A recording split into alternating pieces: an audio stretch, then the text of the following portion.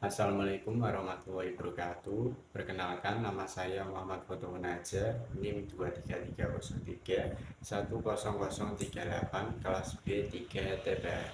Di sini saya akan mempresentasikan tugas esai untuk memenuhi tugas isu-isu global tasawuf yang diampu oleh dosen Ibu Atika Ulfia Adlina, MSc. Untuk model pengetasan isu lingkungan hidup. Profil model pengetasan yang pertama, perubahan iklim global. Perubahan iklim global pada pola cuaca jangka panjang yang terjadi dalam skala global. Efek dari perubahan iklim global ini bersifat multisektoral dan memengaruhi kualitas hidup manusia dan lingkungan secara umum.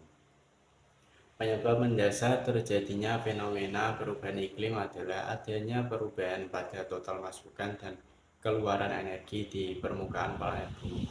Adapun upaya yang dapat dilakukan untuk mengatasi perubahan iklim global.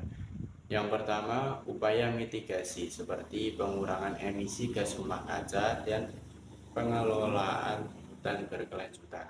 Yang kedua, upaya adaptasi seperti pembangunan infrastruktur seperti tanggul dan sistem drainase.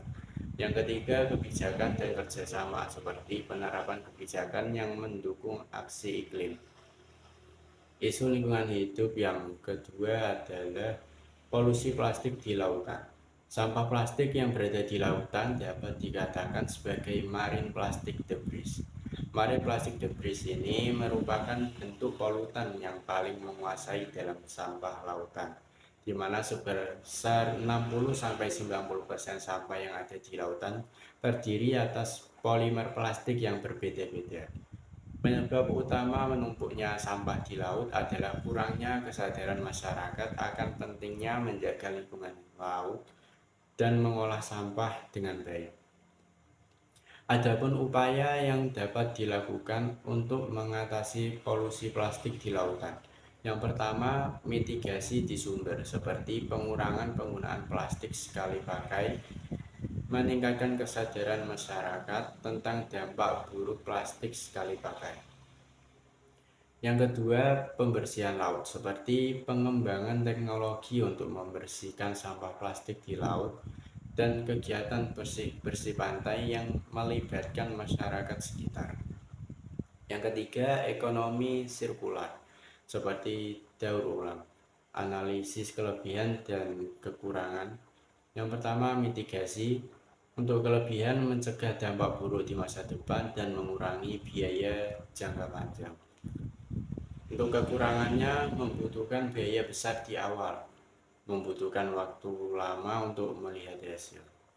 Yang kedua, adaptasi. Kelebihannya yaitu meningkatkan ketahanan masyarakat dan mengurangi resiko bencana. Untuk kekurangannya, biaya yang tinggi terutama bagi negara berkembang serta solusi ini bersifat sementara. Yang ketiga, kerjasama internasional. Kelebihannya yaitu memperkuat upaya global dan mendorong inovasi. Kekurangannya yaitu sulit mencapai kesepakatan yang mengikat dan kurangnya insentif bagi negara yang patuh. Yang keempat, pengurangan sampah plastik. Untuk kelebihannya yaitu melindungi ekosistem laut, mendorong inovasi teknologi. Untuk kekurangannya, biaya yang tinggi, tantangan dalam pengelolaan sampah, kualitas produk daur ulang yang rendah. Yang kelima, ekonomi sirkular. Kelebihannya yaitu mengurangi produksi sampah dan mengurangi eksploitasi sumber daya alam. Untuk kekurangannya sendiri, infrastruktur yang belum memadai dan kualitas produk daur ulang yang rendah. Selanjutnya, inovasi pengembangan model perubahan iklim global. Perkembangan pesat dalam pemodelan iklim global telah menghasilkan inovasi-inovasi signifikan dalam memprediksi dan memahami dampak perubahan iklim. Yang pertama, peningkatan resolusi dan akurasi.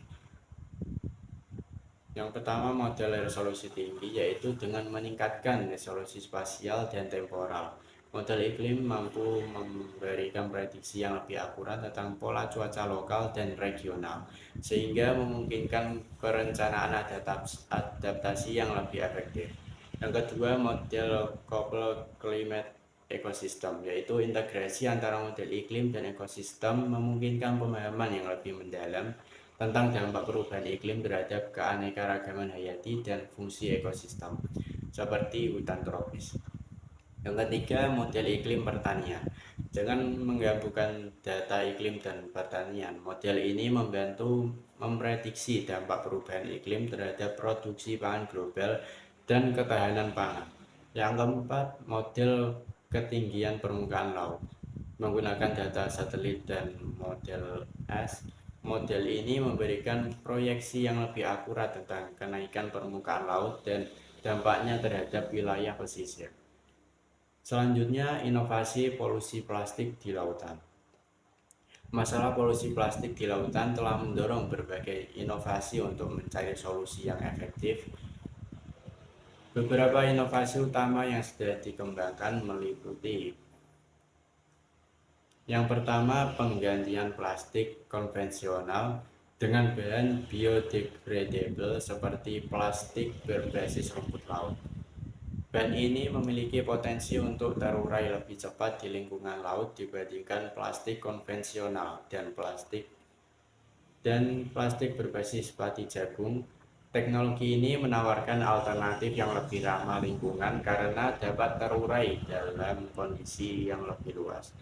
Yang kedua, teknologi pengumpulan sampah plastik di laut, yaitu dengan sistem pengumpulan otomatis, yaitu perangkat dan kapal khusus dirancang untuk mengumpulkan sampah plastik dalam skala besar di lautan. Contohnya adalah sistem The Ocean Cleanup.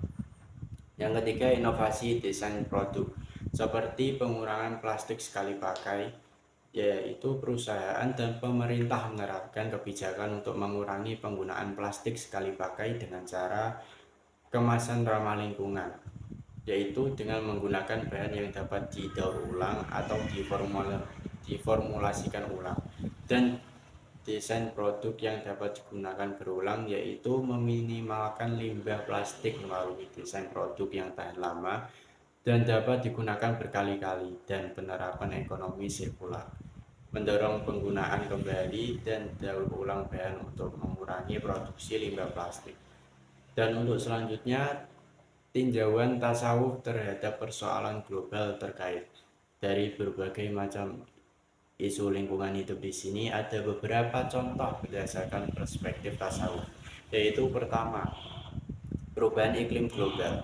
Dalam perspektif tasawuf, tasawuf mengajarkan gaya hidup zuhud atau kesederhanaan, mendorong manusia untuk tidak bersikap materialistis dan serakah.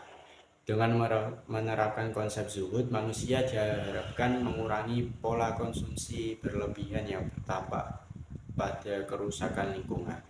Salah satu konsep dalam tasawuf adalah tazkiyatun nafs, yang mengajarkan pengendalian hawa nafsu, termasuk perilaku yang merusak diri, orang lain, dan lingkungan. Dalam konteks ekologi, tasawuf menekankan bahwa kerusakan lingkungan merupakan akibat ulah manusia yang tidak menghargai keseimbangan alam. Yang kedua, polusi plastik di lautan. Dalam tasawuf, konsep kesatuan wujud menekankan bahwa segala sesuatu di alam semesta adalah manifestasi dari Tuhan. Dalam pandangan tasawuf yang menekankan keseimbangan antara manusia dan alam sebagai cerminan kedekatan dengan Sang Pencipta. Polusi plastik di lautan dapat dipandang sebagai perwujudan ketidakseimbangan yang diakibatkan oleh perilaku manusia yang tidak bertanggung jawab. Prinsip tasawuf yang mendalam tentang kesederhanaan, kepasrahan, dan tanggung jawab spiritual menyiratkan bahwa menjaga alam adalah bagian dari ibadah dan tanggung jawab seorang hamba. Dalam ajaran tasawuf, keselarasan dengan alam dianggap sebagai jalan menuju kedekatan dengan Allah. Oleh karena itu, mencemari lingkungan dengan plastik bertentangan dengan prinsip ini. Sekian presentasi yang dapat saya sampaikan. Kurang lebihnya mohon maaf. Wassalamualaikum warahmatullahi wabarakatuh.